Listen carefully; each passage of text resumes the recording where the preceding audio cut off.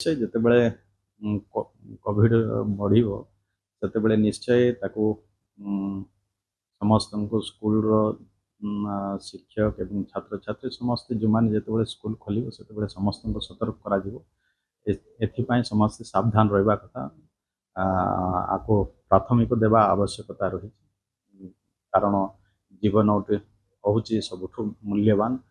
ଯେତେବେଳେ ପିଲାମାନେ ଛାତ୍ରଛାତ୍ରୀମାନେ ସ୍କୁଲକୁ ଯିବେ, ଏକାଠି ବସିବେ, ରହିବେ, ତେଣୁ ତାଙ୍କ ଭିତରେ ସତର୍କତା ଅବଲମ୍ବନ କରିବା ହେଉଛି ମୁଖ୍ୟ।